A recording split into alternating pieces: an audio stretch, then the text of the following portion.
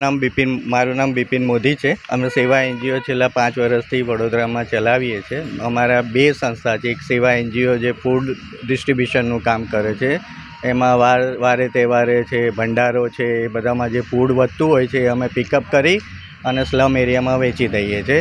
એ ઉપરાંત અમારે ગુજરાતની પહેલી વડોદરા સેવાકીય પાઠશાલા જે વડોદરા માંજલપુર પોલીસ સ્ટેશનમાં ચાલે છે, એમાં સ્લમ એરિયાના બાળકોને ભણાવવાનું કામ ચાલે છે.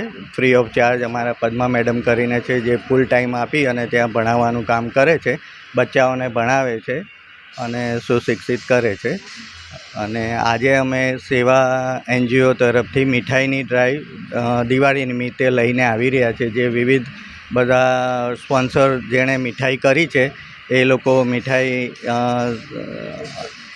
ગુપ્ત રીતે આપી છે કે સ્વેચ્છાએ આપી છે, એના નામ અમે જાહેર નથી કરતા, પણ અમે એ લોકોની તરફથી મળેલી મીઠાઈનું આજે ડિસ્ટ્રીબ્યુશન વડોદરાના વિવિધ વિસ્તારોમાં કરવા જઈ રહ્યા છીએ. કયા કયા વિસ્તારો લેવામાં આવ્યા? અત્યારે અમે તરસાલી સ્લમ એરિયા છે, મકરપુરા જીઆઈડીસી સ્લમ એરિયા છે, નવી નગરી તરસાલી સ્લમ એરિયા છે, સમા કેનાલ રોડ સ્લમ એરિયા છે, વિશ્વામિત્રી સ્લમ એરિયા છે, અટલાદરા સ્લમ એરિયા છે, એ બીજા ઘણા બધા સ્લમ એરિયા જ્યાં બી દેખાશે ત્યાં અમે લગભગ 1600થી 1700 જેટલા પેકેટ્સ મીઠાઈના છે અને એટલા જ પેકેટ ફરસાણના છે. એ બંને અમે એક મીઠાઈનું પેકેટ અને એક ફરસાણનું પેકેટ સ્લમ એરિયામાં જઈ અને દરેકને આપવાના છીએ. આજે સેવા એનજીઓ દ્વારા આની સિવાય બીજી કોઈ સ્લમ વિસ્તારમાં કરવામાં આવી રહ્યું છે કે કોઈકને મદદ કે એવું કંઈ? સ્લમ અમારું મેઇન કામ છે. ભંડારામાં જે ફૂડ વધે છે, ઘણું બધું વધતું હોય છે, 1000, 2000, 1500, 3000 જેટલા માણસનું.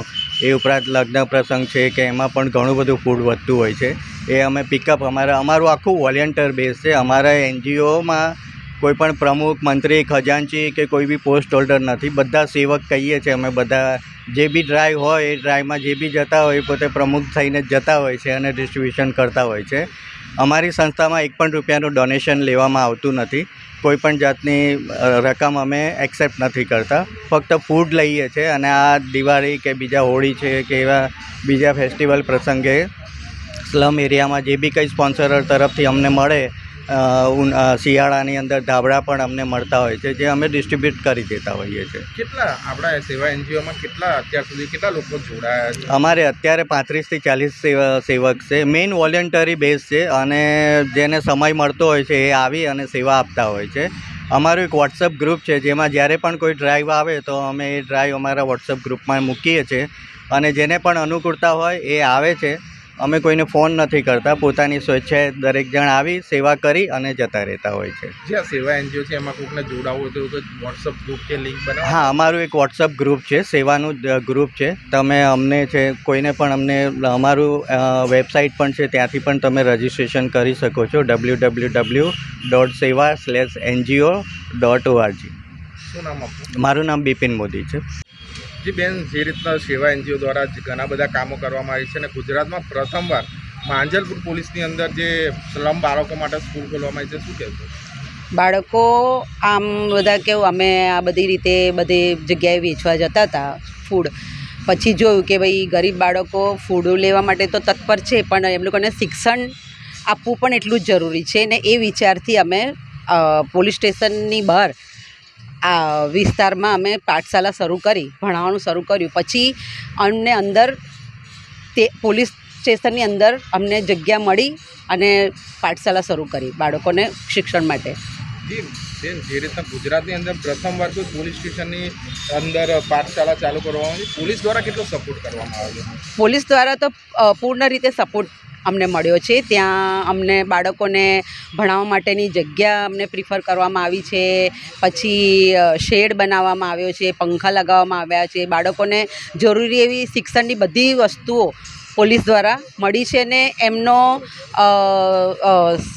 સહયોગ પૂરેપૂરો અમને મળી રહ્યો છે. દરરોજ અમે બપોરે 1 થી 3 હું ભણાવવા જાઉં છું. સોમવારથી શુક્રવાર સુધી ત્યાં બાળકો મારા કરતાં પહેલાં હાજરી આપે છે. ત્યાં બધું સાફ સફાઈ પણ એ લોકો જાતે કરે છે, પણ કોઈ જાતની પોલીસની કનડગત હોતી નથી. ઉલટા બાળકો ત્યાં સેફલી, સારી રીતે અને હેપીલી ભણે છે. બેન, જે રીતે તમે વાત કરી શિક્ષણ, લાગે છે કે આ પછાત વર્ગ જે શિક્ષણ નથી કરતું એની માટે શિક્ષણ ખૂબ જરૂરી હોવું જરૂરી છે. હા, બાળકોને શિક્ષણ તો સૌથી પહેલું શિક્ષણ જ જરૂરી છે. એ લોકો ખાઈ પી તો શકે છે ગમે તે રીતે માંગીને કે ગમે, પણ શિક્ષણ એમને કેટલું મહત્ત્વનું છે એ આપણે એ લોકોને સમજાવવા માટે આ શરૂ કર્યું, જેથી એ લોકો હવે બાળકો આજે 5 વર્ષ થયા, 5 વર્ષથી અમારી શાળા કન્ટિન્યુ ચાલી રહી છે.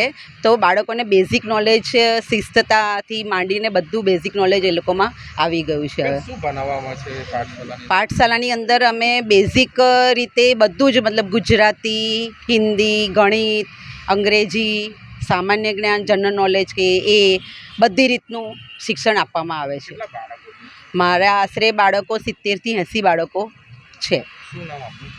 મારું નામ પદ્મા નાનકાની. ટીવીએસ ની કોઈ પણ ગાડી ખરીદવા પર ગીગોડ હોટલ અને તેની ઉપર ઓક્ટેન પિઝા, આ બે માંથી એક હોટલમાં ઘરના 4 લોકોને અનલિમિટેડ પાર્ટી મળી જશે. તો પીસીઆર ટીવીએસ સોમા તલાવ તમારા માટે દિવાળીની જોરદાર ઓફર લાયા. તો આ ઓફર લાભ પાંચમ સુધી રહેવાની છે. તો હમણાં જ પીસીઆર ટીવીએસ સોમા તલાવ થી ગાડી બુક કરાવો અને મેળવો ઓફર નો લાભ.